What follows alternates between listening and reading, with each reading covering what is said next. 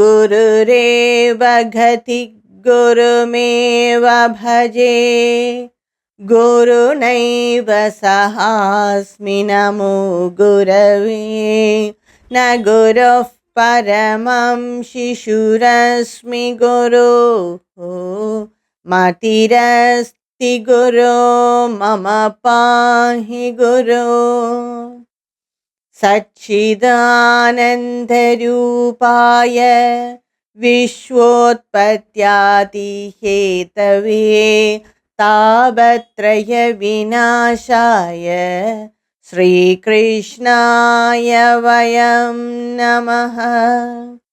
कृष्णाय वासुदेवाय हरये परमात्मने प्रणतः क्लेशनाशाय गोविन्दाय नमो नमः।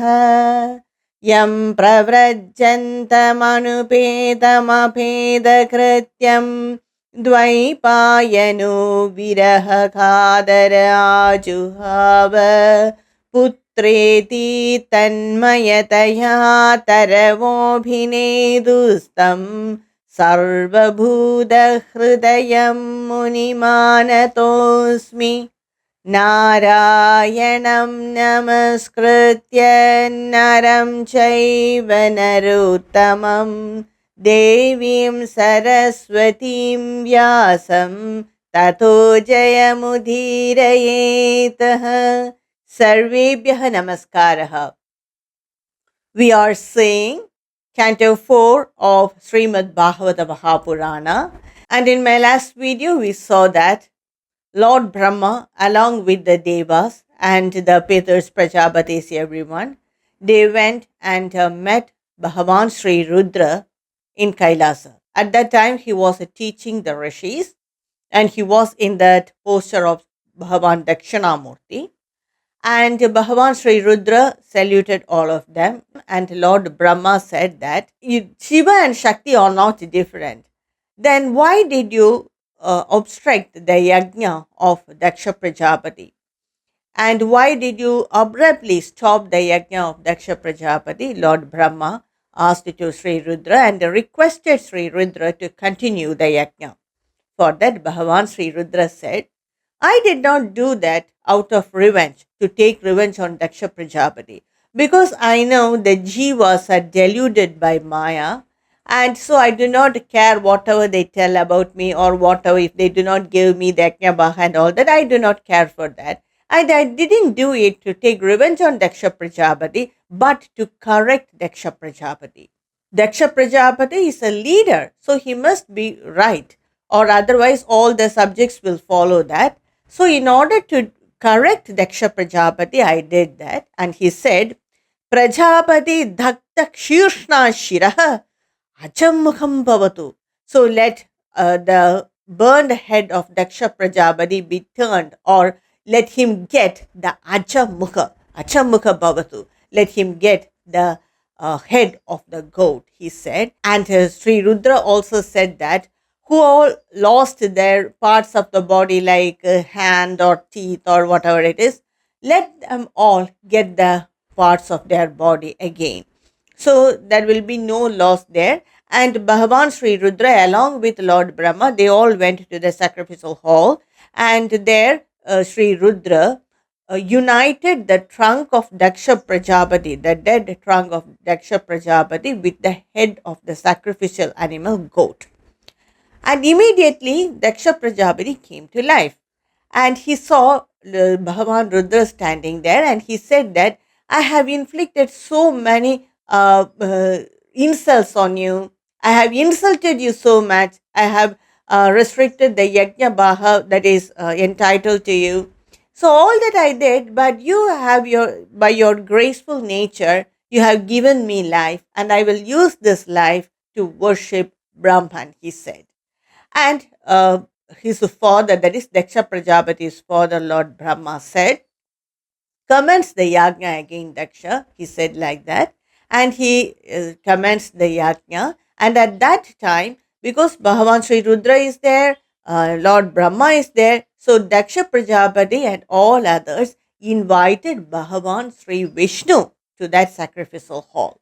And Bhagavan Sri Vishnu, he came there with his beautiful diadem and Sundara Badana with a pleasing smile and yellow color robe with Chaturbhuja 4 arms and a conch discus, Kaumodahi, that mace, and a lotus flower in all those hands, holding all that. And he came on the Garuda Vahana. And Bhagavan Sri Vishnu, he entered in the sacrificial hall, and all of them, the Daksha Prajapati, Bhagavan Brahma, Sri Rudra, everyone, they worshipped Bhagavan Sri Hari. And first, Daksha Prajapati, he praised Bhagavan with a very beautiful shloka. You are Shuddham, pure. Atma Tandraka, you are that infinite being. Chinmatra, pure intelligence. Ekam, alone, not dual. Abhayam, fearless. Mayam, Pradishidhya, you cross over the Maya, you control the Maya. You are the controller of the Maya, but with the help of the Maya, you assume as the limited beings, that is, as the Jiva, and you do all that imperfect things also. So you are both the pure being as well as the Jivas. Who alone can do this other than you? Like this, Daksha Prajapati worshipped or praised Bhagavan Sri Hari. And Sri Rudra also praised Bhagavan Sri Hari. He said, Sri Rudra said, I always meditate your infinite form in my heart. I always meditate on your infinite nature, all pervading nature. You exist in all beings. So I do not feel any need to worship anyone. That's why I did not worship anyone, or it is not out of disrespect, but I am too much concentrated on your infinite form. And whoever tell about me like that I am mannerless or I am an unclean person, that nothing affects me because I am always attached with you or always merged in you. Bhagavan Sri Rudra said, Nag Ghanaye, I do not care for it. And Brigrishi also said that even Lord Brahma do not understand your Maya, then how can the ordinary beings like us understand you? And Lord Brahma said, Naidat swarubam bhavato saupadartha bheda grahaihi purusho bhavadisheta jnanasya chartasya gunasya chashrayo mayamayadvyatirikto yadastvam. He also said, Namaste Shrida Satvaya Dharmadhina cha Sutaye Nirgunaya cha Yat Kashtam Naham Vedha Parepicha. Your real nature eludes the perception of any man. They see only the difference. Because in this world they see only the difference. They do not understand that you are the center of consciousness. That is, you are that core jiva, and you exist in all beings as that core consciousness, center of consciousness. That many people do not understand because they see only the difference. And he also said that he also worships that you are both the personal and the impersonal being. You are that with gunas, attributes, and without gunas. You reveal the dharma and you are the embodiment of the Shuddha Sattva. You, assuming the gunas or the prakriti, you become different. That is, you become that personal bhavan or beings also. So, who understands your nature? No one can understand your nature. And Lord Indra also said that, God Indra also said that your form is the source of all the other forms. Like this, each and everyone praised Bhagavan Sri Hari. And Daksha Prajapati, he again commenced that great yajna, and he gave the yajna baha to Bhagavan Sri Rudra. At that time, Bhagavan Sri Hari said about himself who he is. These 5 slokas are very important in this chapter, this canto of Srimad Bhagavata Purana. And those slokas are Aham Brahma cha sarvascha jagatah karanam param atmeshwara upadrashta swayandrik visheshanah. Aham Brahma, I am that Brahma, the creator, and I am the Shiva also. I am the Jagadaha Parankaranam. I am the creator of this entire universe. I am Atma. I am that Atma which exists in all beings. I am the Ishvara. I am the Upadrashta. I am the witness. And I am the Swayandrik. I am self effulgent. Avisheshanaha. I am without any modification. So I am all that.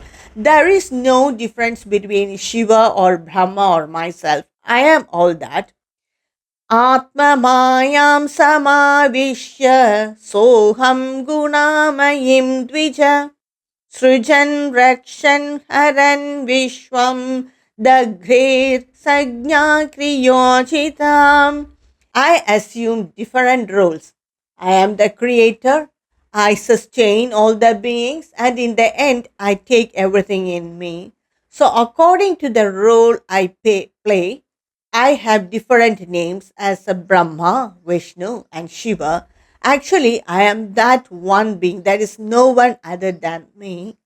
But for doing different roles, I take different forms and I have different names. So just like when a person, when she or she, okay, when she is at home, she is a mother.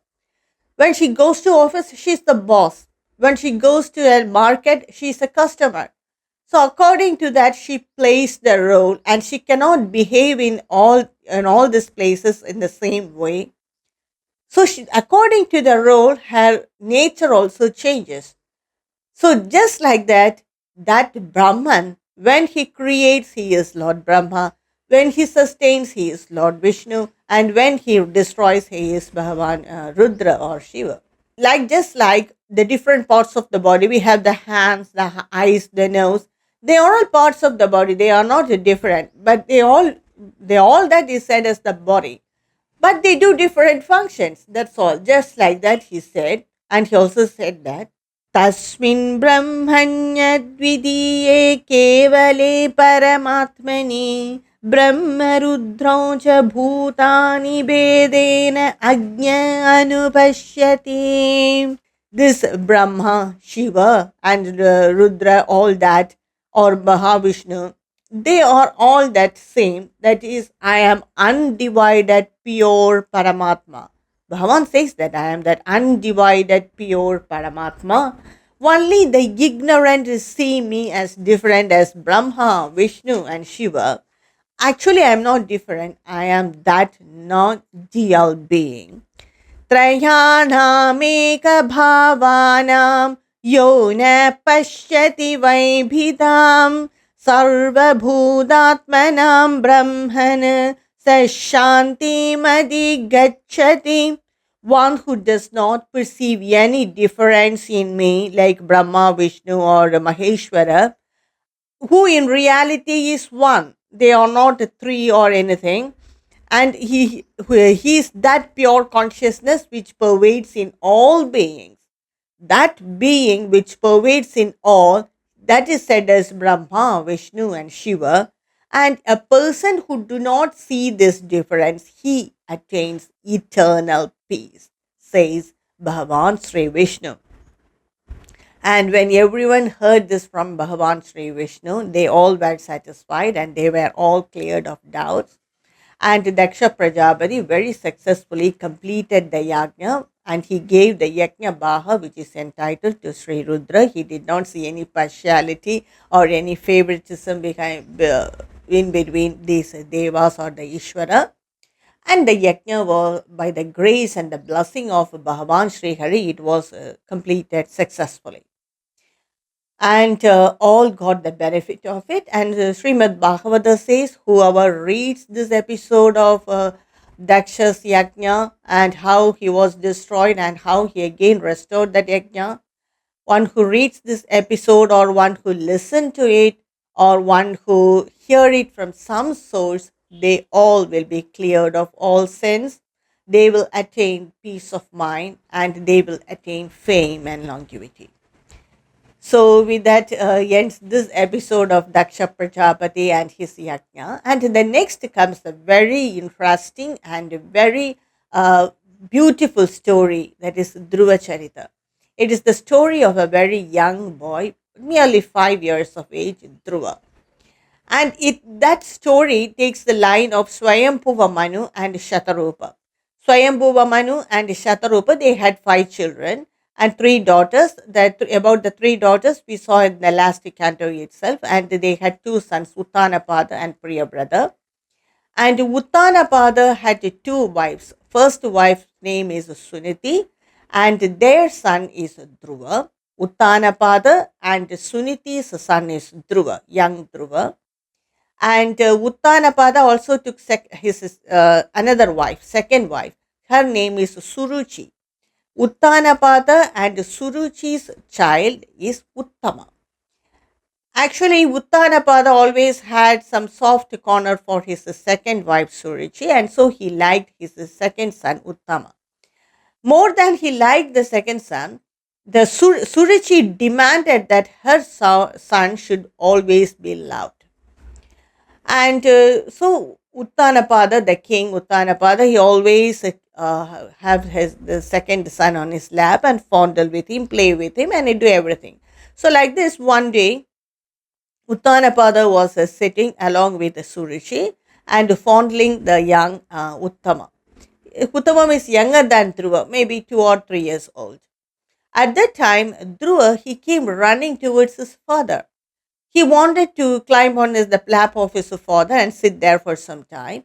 When he was about to climb on the lap of his father, Suruchi, she was near him, and she literally pulled Dhruva out. He just pulled him down, and she said that even though you are the first son of the king, you cannot sit on the lap of the king because you are not born in my womb. If you want to be fondled like how your brother is loved by your father, then you have to worship Bhagavan and again be born in my womb, and only my children can get the love of the king or of the father. She said like that. This uh, was just a blow for young Dhruva. He was merely 5 years of age. First thing is, he cannot get the love of his father. The second thing, he was insulted so badly. All that happened in the presence of Uttanapada, his father. So all the time he didn't care for Dhruva, and he was so interested in fondling Uttama. He didn't care for it itself. So the Dhruva, he came crying and running towards his mother Suniti. She said that whatever said is right. When a person is in distress, they will worship Bhagavan Sri Hari only. So what your stepmother said is right. Ananya bhavi nija dharma bhavite manasyavasthapya bhajasva purusham. Install that all pervading being in your heart. Manasyavasthapya. Install him in your heart. Worship him with unswearing devotion. Ananya bhave, unswearing devotion. He will definitely answer you. This Suniti said to his young Dhruva. He said that only when they are in great grief, to wipe off that grief, they only do this unswearing devotion to Bhagavan. Maybe that's what she said. You don't take it in the wrong sense. Anyway, you worship Bhagavan. So take that as an advice for you. Maybe it's for your good that she has said like that. So immediately go and worship Bhagavan Sri Hari and swearing devotion towards him, she said. And he cannot practice like that in his palace because his stepmother will not allow him, and that place is not comfortable too. A palace is not a place for meditation. So immediately, Dhruva, the young Dhruva, he left his mother, father, and he left his palace, the city, and walked towards the forest. So on the way, he was approached by Sage Narada. And Sage Narada said, "Where are you going, my dear young son?" He said. And he said that I'm going to worship Bhagavan, I'm going to meditate on Bhagavan Sri Hari, and I want to see him. And Sri Narada said, this is not the age for it. Now it's the age for you to play with the playthings. So you better go back to your palace, and you are very young, and you are a prince. So you better go back to your palace, he said. And he tried his way best to shatter the determination of the young Dhruva. As Sage Narada said, विकल्पे विद्यमानेऽपि न ह्यसन्तोषहेतवः पुंसो मोहमृते भिन्ना यल्लोके निजकर्मभिः. So one may experience honor and dishonor in this world. We all experience it. But to attach happiness and unhappiness, is not a wise thing, because happiness and unhappiness comes from our past karma, nija karma bhi. It comes from our karma. So when we experience honor or dishonor, there is no need to attach happiness and unhappiness with it. It just happened, just like that you leave it. We all wise people live like that, because happiness and unhappiness are the part of our karma. It doesn't belong to honor or dishonor. So we wise people take everything so easily, and we wise people will be satisfied with whatever we get. We do not aim for more. And you are very young. Maybe you can meditate on Bhagavan Sri Hari when you grow up, not at this age. And he also said that even for us rishis, it is very difficult to see Bhagavan. He wanted to test the determination of this young child.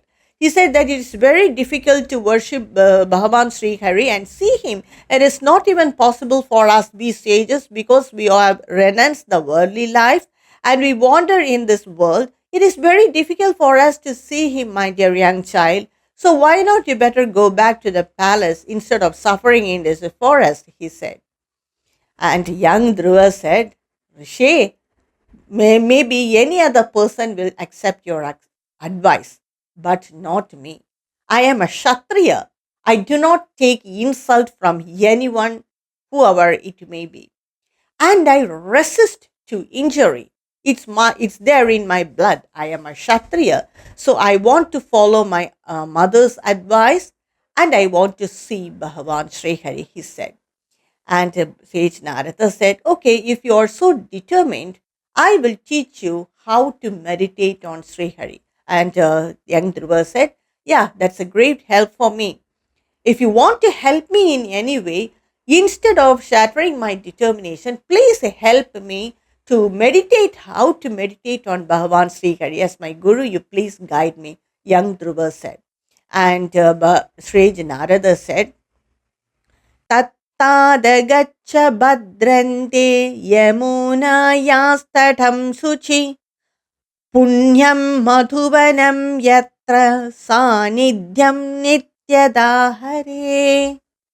You go to the banks of river Yamuna, which is Suchi, very pure place, and it has that place is called Madhuvana. Sanityam Nityada Hare. There is a presence of Bhagavan Sri Hari always in that place called Madhuvana. Madhuvana is on the banks of river Yamuna. You better go there, my dear young son. And there the presence of Bhagavan is always there in the place called Madhuvana, which is on the banks of river Yamuna. Many rishis meditate there, and there are so many hermitages. So you better go there. And after going there, you take bath. Purify your body at the 3 sandhyas, taking bath in the Yamuna river. And by that, your physical body will be pure. And to purify your mental mind, that is your mind, do pranayama and purify your mind. And you meditate on the form of Bhagavan Sri Hari, on the form that is from the Kesadi Pada Rupa. You meditate on that form of Bhagavan Sri Hari. First, meditate, see in your mind his diadem, that gold diadem covering his forehead, covering his curly hair also, studded with rare gems, and his beautiful kesha. and his Sundara Badana, very pleasant, smiling face, that Aravindaksha, beautiful eyes in the shape of the lotus petal, sharp nose, and his beautiful Mandahasa smile, which reveals his pearl like teeth, and his Makara Kundala on his ears, and his shiny cheeks, which reflect just like a mirror. It reflects that Makara Kundala, so it appears as if he is wearing another kundala, another something in his cheeks, and his beautiful face with that calm smile and very peaceful gaze, and his conch like neck, which is decorated with many ornaments, including many malas, Tulasi Mala, Padma Mala, and all those malas and that gold ornaments is hiding his Srivatsa mark.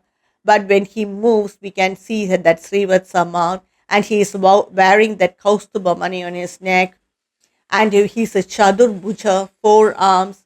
With his raised left arm, he is holding that conch, and his raised right arm, he is having that Sudarshana chakra, and his beautiful yellow silk robe, which is held tight by the golden girdle, again studded with so many rare gems, and that feet of Bhagavan, which is the abode of many rishis and many bhaktas, worship that feet, by mentally worship that feet. So, like this, you meditate on the form of Bhagavan, and again come to the face of Bhagavan. Fix your mind on his very peaceful, loving gaze, and I will tell you a secret. Sri Narada said to Dhruva, young Dhruva. He said, Jabhyascha paramo guhyah श्रूयतां मे नृपात्मजं यं सप्तरात्रं प्रपठन् पुमान् पश्यति खेचरान् ॐ नमो भगवते वासुदेवाय. And in the ears of Dhruva, sage Narada said this mantra of Bhagavan Sri Hari, just as a Upadesha he gave to young Dhruva. He said that now I am going to tell about a very guhyam, paramo guhyaha, very supreme secret in your ears. This is the mantra, Om Namo Bhagavate Vasudevaya. And chant this mantra, a person, whoever, Bhuman, a person, whoever chant this mantra for 7 consecutive days, he can see the Gecharaha, one who, that is the aerial beings, he can see that. So with concentration, you worship Bhagavan, focusing your mind on the face of Bhagavan or on the feet of Bhagavan. You repeat this mantra japa, you repeat it continuously. Definitely you will attain Bhagavan, he said. You will see the form of Bhagavan, he said to the young Dhruva, and he disappeared from the vision of young Dhruva. Young Dhruva, even though he was a prince, he walked on the path of the forest, and he reached Yamuna Tira, and he reached Madhuvana. There he took bath according to what Sage Narada said on the 3 Sandhyas, and he meditated on the form of Bhagavan, uttering this mantra, Om Namo Bhagavate Vasudevaya, Om Namo Bhagavate Vasudevaya. Like this, he continuously repeated, and in that, he drew off his senses, his concentration, everything to his mind on the form of Bhagavan, which he is seeing in his mind. He completely drew from the external world. In that, he forgot his hunger or thirst, and in the first 1 month, once in 3 days, he remembered about this his hunger or taste. So at that time, he will go outside and get some fruits. That is, pluck some fruits from the trees or bushes, and he will eat it, consume it. Once in 3 days. So when his concentration increased in the second month, he will come out into that physical body, that is he will feel hunger or thirst only in 6 days. So on that time, he will take some grass or dried leaves near him, and he will eat it, and again meditate. So much was the determination, vairagya of that young Dhruva. So this continued, and in the third month, what he did is only once in 9 days he takes some water. That's all, not no food. He cannot because he's completely drawn in and he doesn't feel hunger or thirst or anything. And the next month, the fourth month, once in 12 days, he will come and he will breathe the air itself. He's just like the great rishis. He was completely drawn in, completely forgetting the physical body. Only this physical body want the air, water, food, everything. He was completely drawn in his mind in that Bhagavan. And that in the final month, that is in the fifth month, he completely merged with Bhagavan. He saw everywhere Bhagavan. He's completely here. That is here. Bhagavata says that Sri Hari as one with the universe, and he merged himself in Sri Hari. So that power he had. Completely he stopped the food and he stood on the one leg posture also. So he didn't take any food or water, only in 12 days he took breath. So when this Kora tapas went on, the whole universe began to feel it because he has united himself with the entire universe and he has united himself with Bhagavan Sri Hari. What did Bhagavan Sri Hari do? We will continue in the next upload. ॐ नारायणाखिलगुरो भगवन् नमस्ते ॐ श्रीकृष्णार्पणमस्तु